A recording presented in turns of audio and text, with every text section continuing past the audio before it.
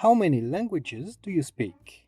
In general, the answer to this question is not many. Here in France, apart from our native language, many people don't speak anything else. Well, I would still say that a majority can speak a little English at a more or less acceptable level, but how many of you speak two languages fluently?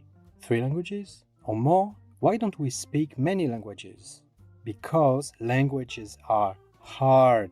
Learning a language requires years of continuous learning, several hours a week of exercises and practice. For example, in French, the worst thing to learn, I think, are the conjugations. How horrible conjugations are. For starters, we have verbs of the first group, verbs that end in er, of the second group, the verbs in ir, and the third group, all the others. Exception, the verb aller, which does end in er, but does not belong to the first group, but to the third one. So, already why? No, never mind. Then, just to conjugate the verbs of the first group in the present tense.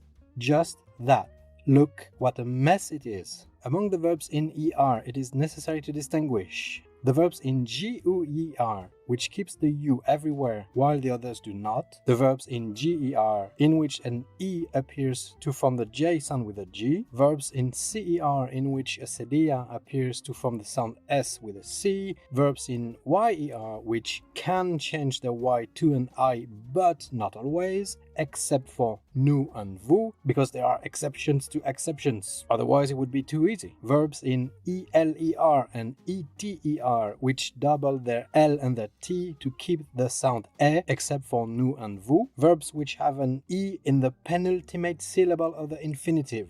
Yes, I swear to you, this is a real category of exceptions of French grammar. These verbs change their E to an E, except, exceptions to exceptions, with nous and vous. Verbs with an E that change their E to E, except, again, with nous and vous.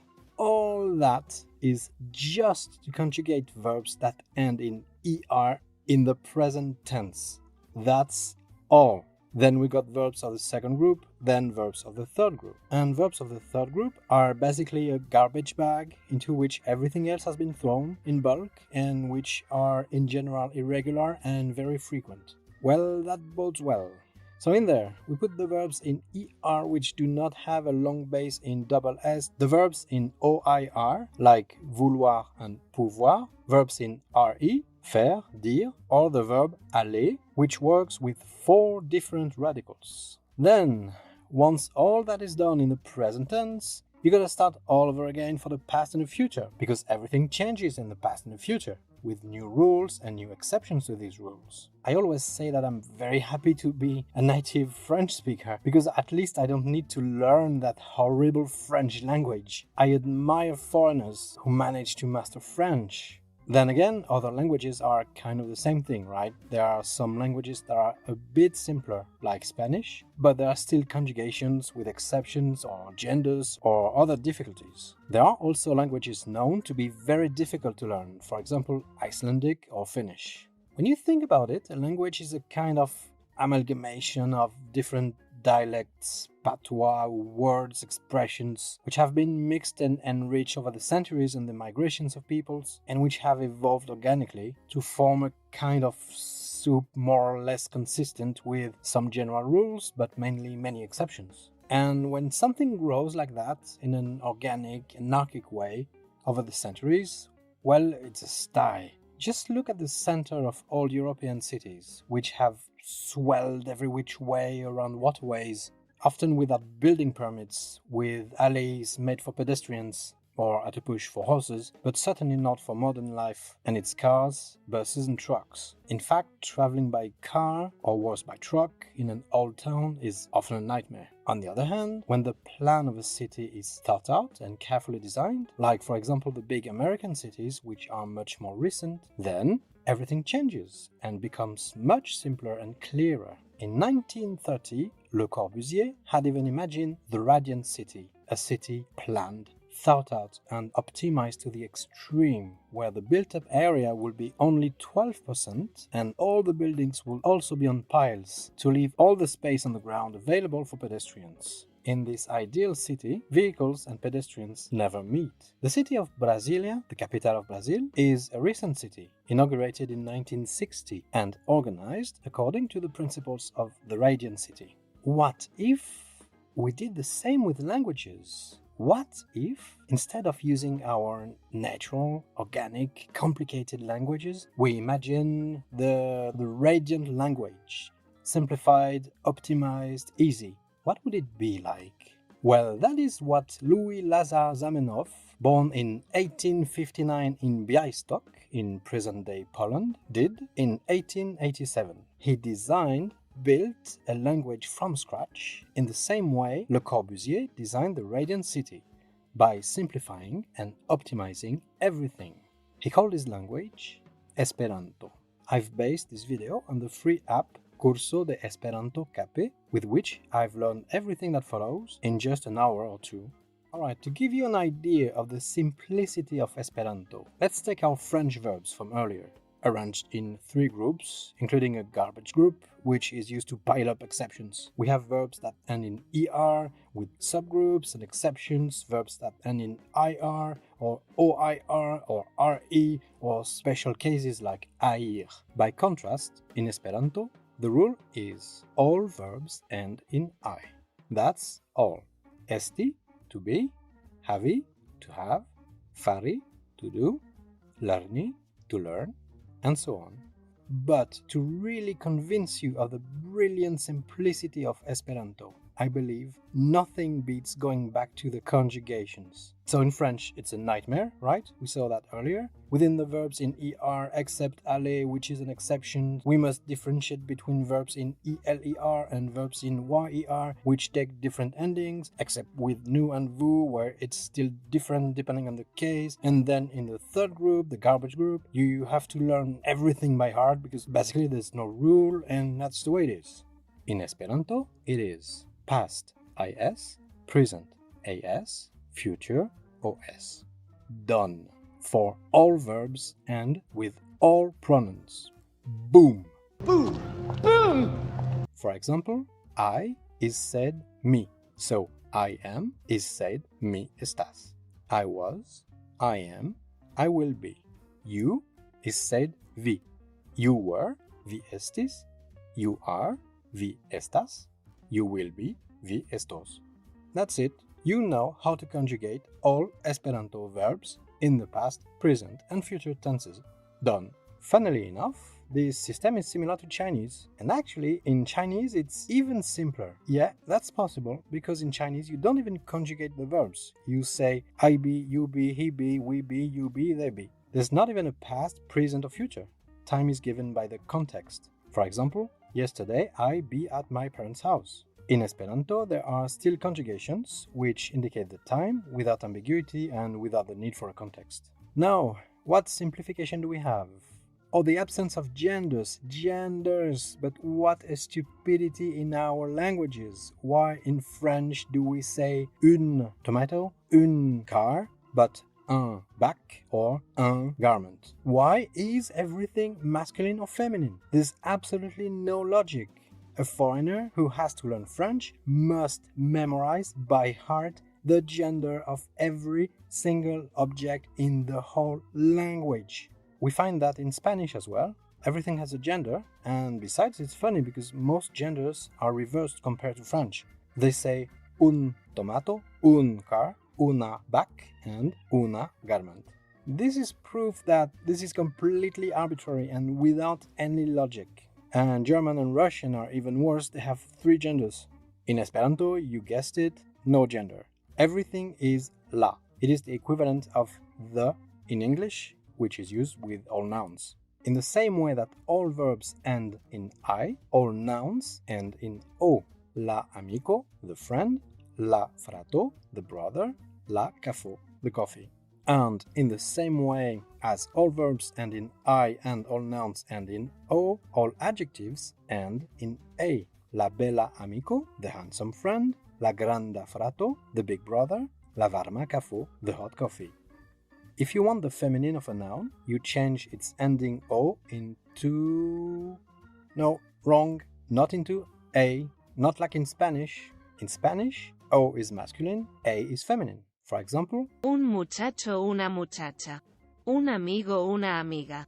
In Esperanto, we say that the rule is all names end in O, and mother and daughter are nouns, so they must end in O, otherwise the rule doesn't hold anymore.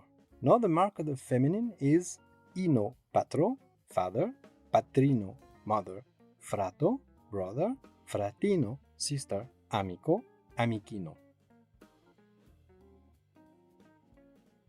French is known for its many silent letters, such as the word ou, in which neither H nor X is pronounced, or des œufs, in which neither the O nor U nor F nor S is pronounced. But there is worse. Oiseau is a word of which we do not pronounce any of the letters that compose it. O plus I becomes wa, E plus A plus U becomes O, the X is silent, and the S between two vowels is an exception and is pronounced like Z.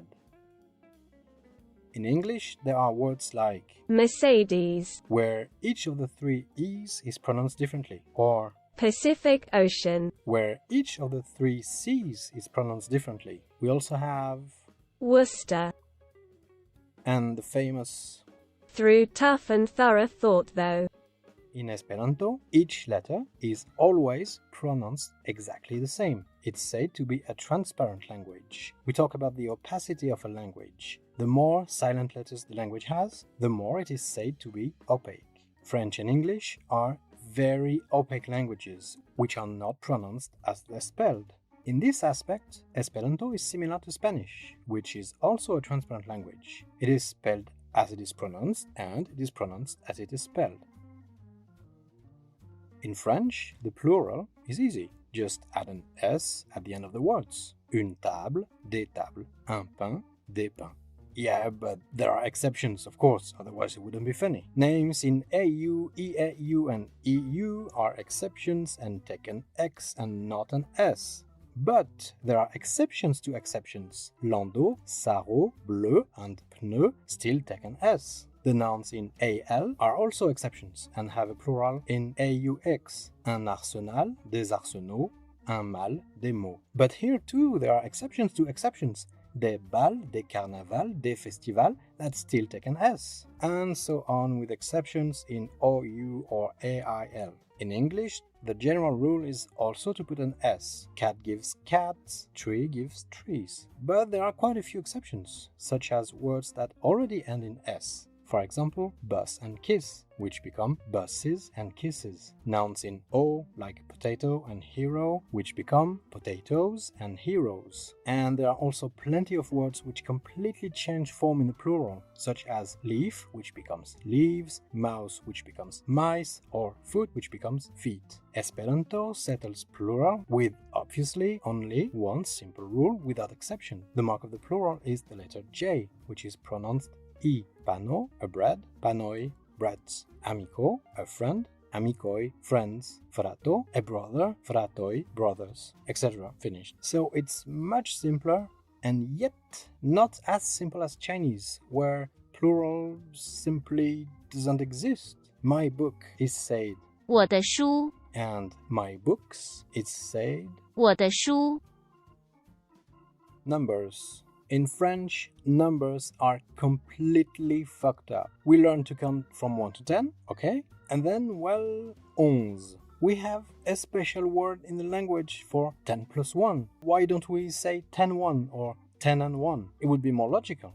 We do say 21, 20 and 1, 31, 30 and 1, 41, 40 and 1. So why don't we say 10 et 1, 10 and 1? In Chinese they do. Once you have learned to count from 1 to 10, you keep going. 10 1, 10 2, 10 3, and so on. We have a special word for 10 plus 1, and in English too for that matter, 11. We have a special word for 10 plus 2, 12, and in English as well, 12. One word to say 10 plus 3, one for 10 plus 4, one for 10 plus 5. Why don't we say 10 1, 10 2, 10 3, 10 4, 10 5, 10 6, 10 7?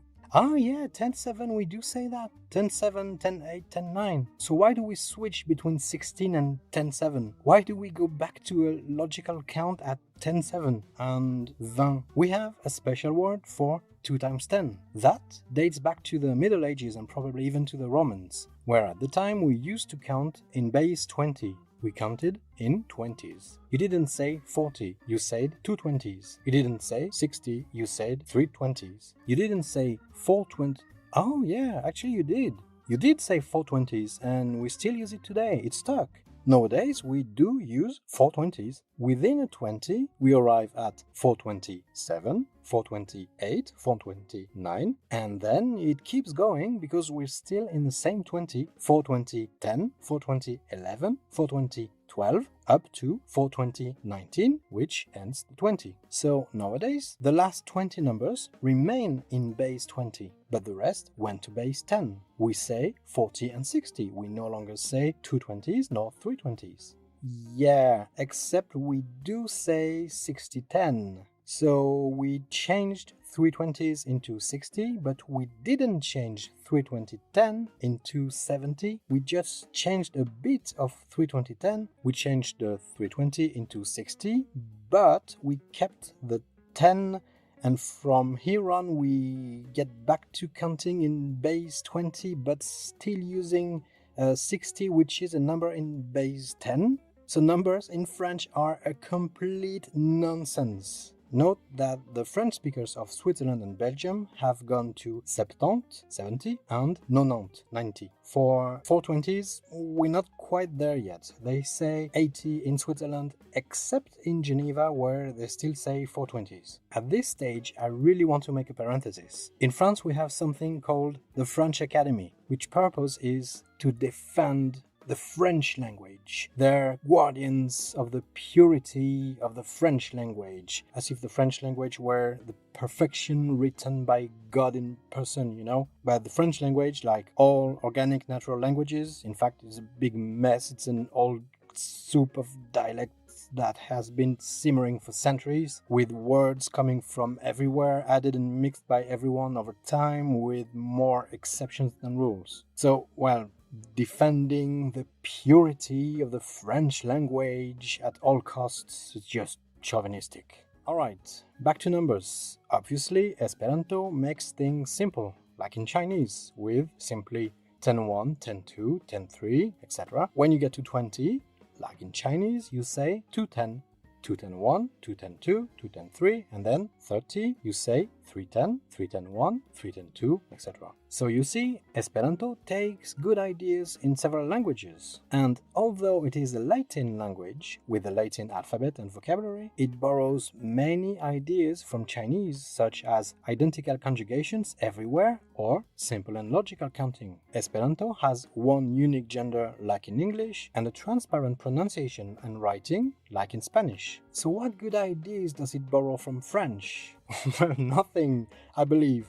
French is just too complicated and too full of exceptions. There's nothing easy to keep. When I started to learn a little Esperanto, the simplicity immediately amazed me. It opened my eyes, by contrast, to the complexity of natural languages, organic languages, as I call them. And it actually put me off learning a natural language. I was learning Spanish, and I was stumbling a lot on the conjugations, despite being much simpler than in French, when I became interested in Esperanto, and it was a revelation. How can a language be so simple, and why are natural languages so unnecessarily complicated? So I really don't want to learn Spanish anymore because it's just too complicated. And I really think that Esperanto should be taught everywhere in all schools around the world as the international language, the purpose for which it was created. The problem is that you probably think, yeah, but I'm not going to learn that, it's useless, nobody speaks it. But then if nobody learns it, then nobody will speak it. Therefore, it will remain useless. Therefore, nobody will learn it. Besides, it's wrong to say that nobody speaks it. The number of speakers is estimated somewhere between 100,000 and 3 million. Yeah, it's a wide estimation. And there's even about 1,000 native speakers. Additionally, there is an Esperanto subreddit, as well as a Stack Exchange with some questions asked and answered in Esperanto. Well, I hope you enjoyed this video and that it made you want to know more. Don't forget the Curso de Esperanto app. This video is not sponsored at all, it's just me who found this app, which I found well done and very simple. Plus, it's free and ad-free, and for that alone it's worth a try. Good learning!